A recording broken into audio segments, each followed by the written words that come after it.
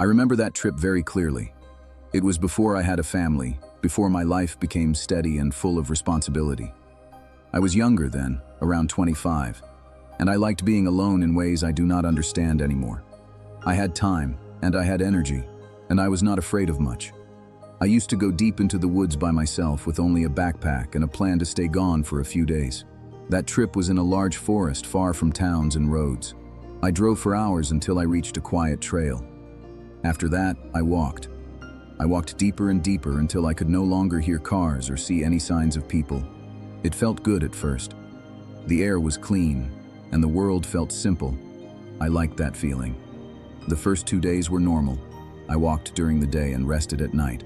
I ate simple food and drank from clean streams. I did not see anyone. I did not hear anything strange. It was just me in the forest. On the second day in the afternoon, the sky started to change. The light became dull and the air felt heavy. I looked up and saw dark clouds moving fast across the sky. I knew a storm was coming, but I did not think it would be too bad. I had been in storms before, but this one was different. The wind started to rise. It pushed through the trees with a strong force. The temperature dropped quickly, and I felt cold even while moving. I put on another layer and kept walking, trying to find a good place to stop. Then the rain came. It was not soft or slow. It came down hard, like the sky had opened all at once. Within minutes, I was soaked. The trail became slippery. The trees moved in the wind, and I could hear branches snapping somewhere above me. That sound made me nervous. Lightning flashed across the sky, bright and sudden. The thunder came right after, loud and close. I realized I was in a bad place. I was high up, exposed, and carrying metal on my back. I needed shelter. I started looking around as I walked. I moved faster, even though it was harder to see. The rain hit my face and made it difficult to keep my eyes open. I just kept going, hoping to find something. Then I saw it. Through the trees to my left, there was a small shape. It did not belong to the forest. It was dark and still, and I knew right away it was a building. I moved toward it as fast as I could. It was a small cabin, old and worn. The wood looked aged, and the roof was covered in dirt and leaves.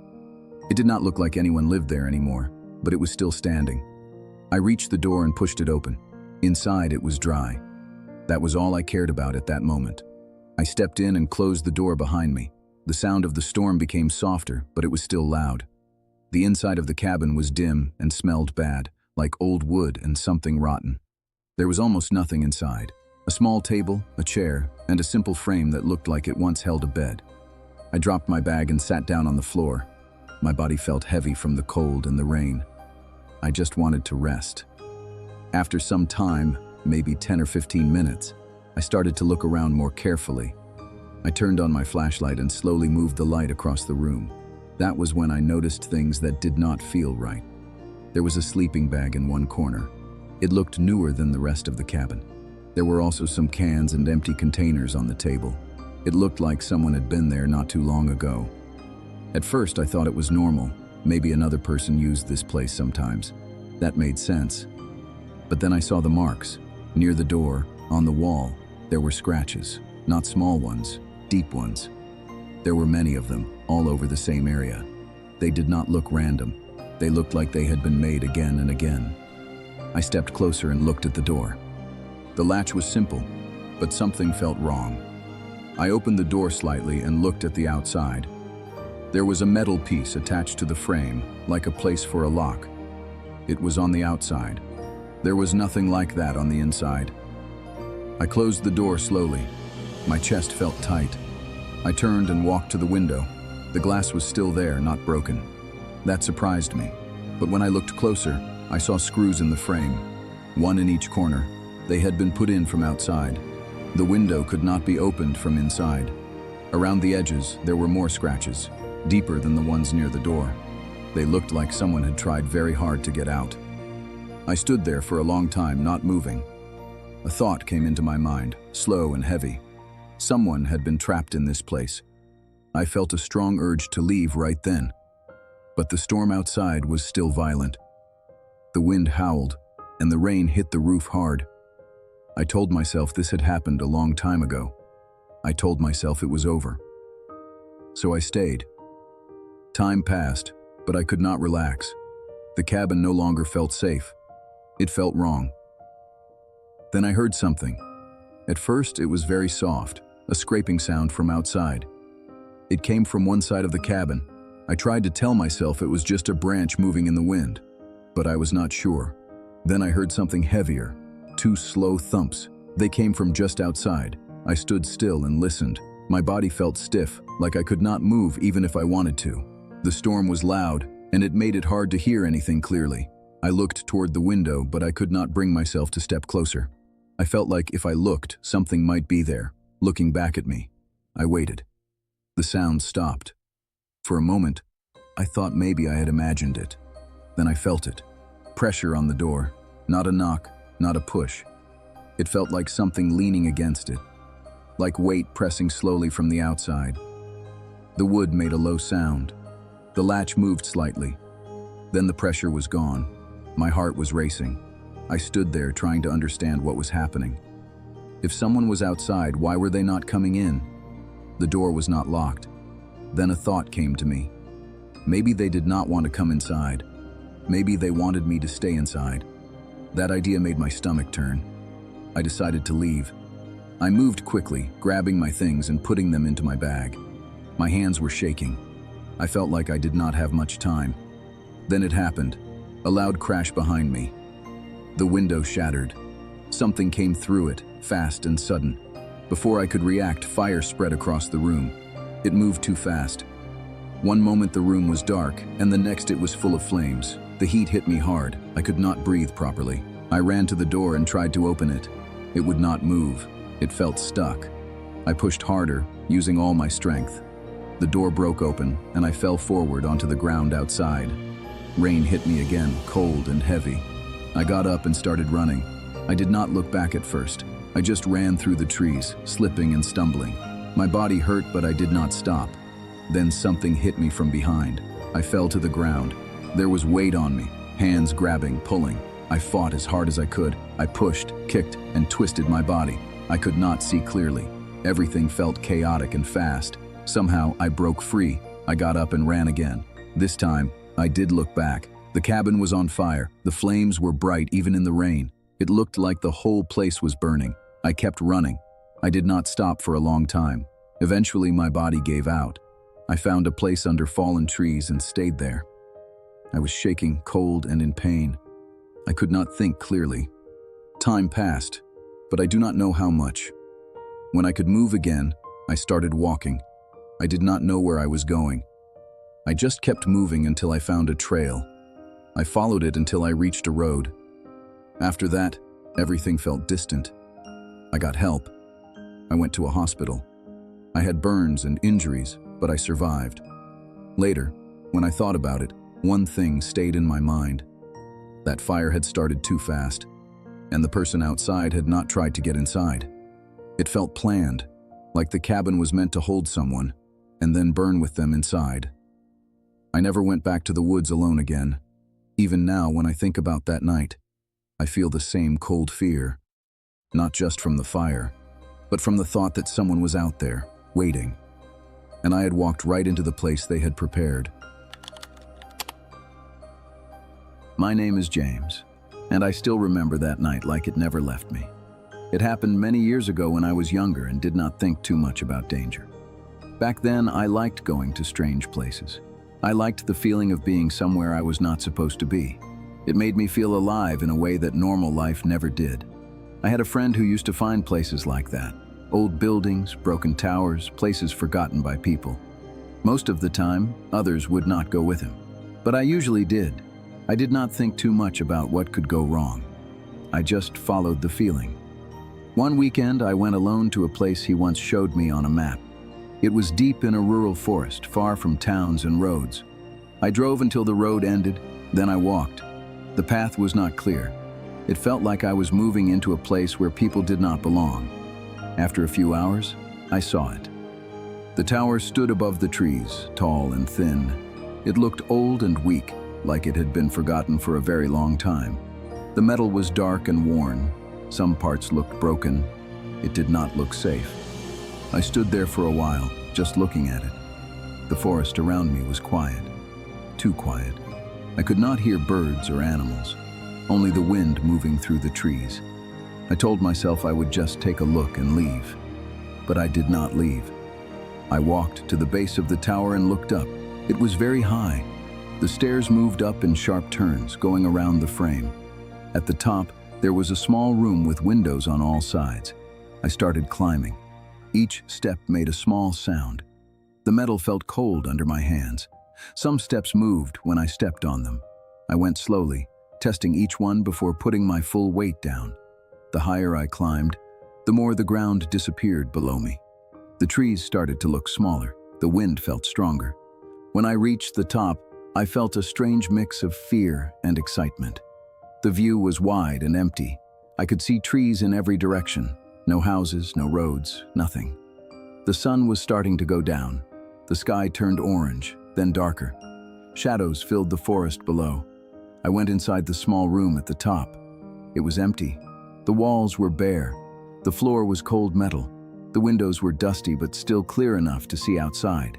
I sat down and waited for the night. At first, it felt peaceful. Then, the light faded completely. The forest below turned into one dark shape. I could not see the ground anymore. It felt like I was floating above nothing. That feeling stayed with me. I kept looking down, even though I could not see anything. I felt like something was down there, hidden in the dark. After some time, I noticed a light. It was far away at first, small and faint. It moved slowly through the trees. I stared at it. It did not move like a normal light. It did not shake or change direction suddenly. It moved in a smooth and steady way. My chest started to feel tight. I told myself it was just a person walking with a flashlight. That was the only thing that made sense. But something about it felt wrong. The light kept moving closer. I could not take my eyes off it. It felt like it was coming straight toward me. The closer it got, the clearer it became. But I still could not see who or what was holding it. Then it stopped.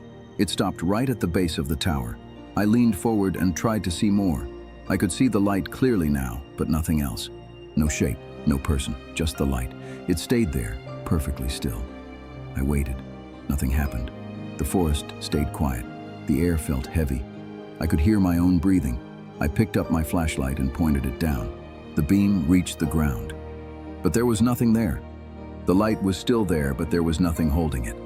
My hands started to shake. I stepped back from the window. I did not want to look anymore, but I could not stop thinking about it. After some time, I looked again. The light was gone, just like that. The ground was empty again. That should have made me feel better. It did not. It made everything worse. Now I felt like something was down there, and I just could not see it. I stayed inside the room and tried to stay calm. Then I heard the first sound, a sharp metal noise from below. It echoed through the tower. I froze. I listened carefully. Another sound came, a slow grinding noise, like metal moving against metal. It came from a different place this time. That meant something was moving. I stayed very still. The sounds continued. Not loud, but clear enough. They came again and again from different sides of the tower. I tried to understand what I was hearing. It did not sound like footsteps. It sounded like something touching the tower itself. I moved closer to one of the windows. I looked out. At first, I saw nothing. Then I saw movement. A dark shape passed across the glass. It moved slowly, just for a moment. Then it was gone. I stepped back quickly. My heart was beating so fast it hurt. That shape had been at my level, not on the ground. Up here. I looked around the room. There was only one way up, the ladder. But I had not heard anyone climbing. The metal would have made noise. I was sure of that. I moved to the door and pressed my back against it. I stayed there, listening. I did not hear footsteps. I did not hear breathing. But I felt something. A presence. Close. Very close. Time passed slowly. The sounds below stopped. The silence became heavier. I stayed awake the whole night. I did not move from that spot. I did not look out the windows again. When the sky finally started to lighten, I felt a small sense of relief. Morning came slowly. The forest became visible again. It looked normal. Too normal. I waited a little longer before moving. Then I opened the door. There was nothing outside.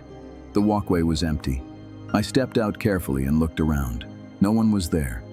I went to the ladder and looked down. That was when I saw it. A section of the stairs was gone. Not broken. Gone. A full section missing, like it had been removed. I stared at it for a long time. It did not make sense. I had climbed up using those stairs. Now they were not there. I looked at the ground below. I did not see the missing pieces anywhere. The forest was quiet again. I knew I had to get down. I moved slowly and carefully. When I reached the gap, I stopped.